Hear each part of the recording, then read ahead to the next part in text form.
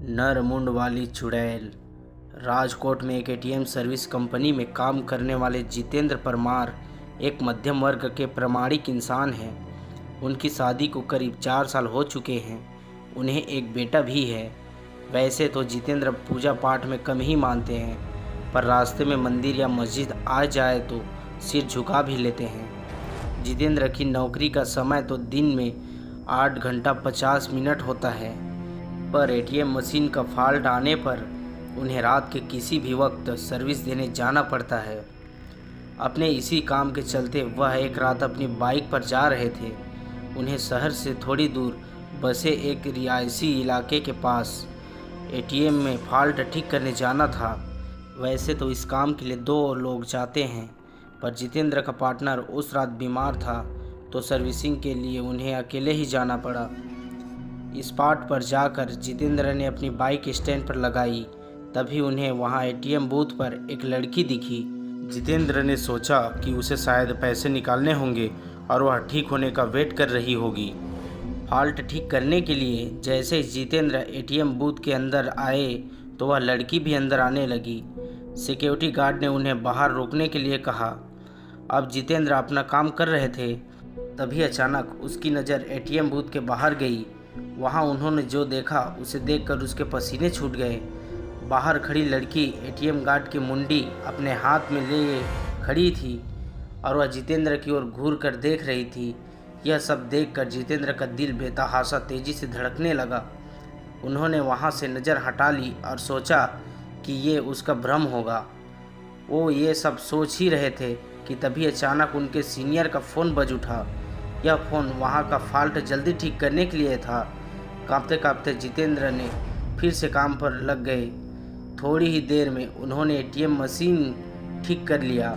इस बार ATM booth से बाहर देखने पर सब नॉर्मल लग रहा था।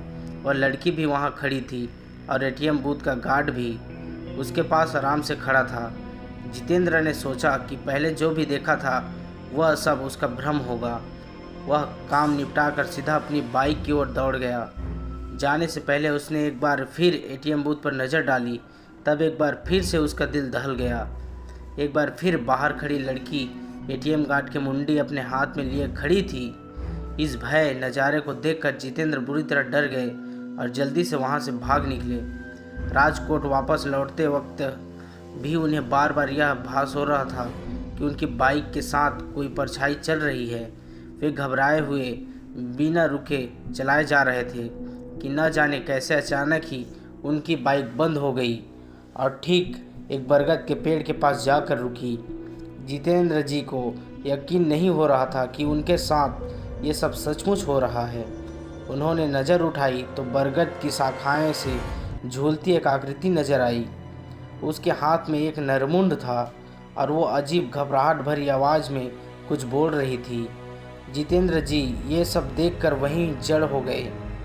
न उनकी चीख निकली, न उनके अंदर हिलने की ताकत बची। चुड़ैल पेड़ से उतरी। उसके उल्टे पांव देखकर जितेंद्र जी के पसीने छूट गए। उन्होंने आंखें मूंद ली और भगवान को याद करने लगे। चुड़ैल उनके बगल में आकर बैठ गई और उनका सर सहलाने लगी। इसके बाद जितेंद्र जी को कुछ याद ही नहीं कि उनके साथ क्या हुआ। जब होश आया तो वे एक हॉस्पिटल में थे। सुबह कुछ स्थानीय लोगों ने उन्हें बेहोश पड़ा देखकर हॉस्पिटल पहुंचा दिया था। इस घटना के महीनों बाद तक जितेंद्र बेसुध रहे और काफ़ी पूजा पाठ के बाद ही उनकी हालत फिर से सामान्य हो पाई। अब वे राजकोट छोड़ चुके हैं और एक सामान्य जीवन जी रहे हैं। दोस्तों, यह डरावनी कहानी अगर आपको अच्छी लगी हो तो और ऐसे मज़ेदार डरावनी कहानी के लिए हमारे चैनल को लाइक सब्सक्राइब कीजिए। धन्यवाद।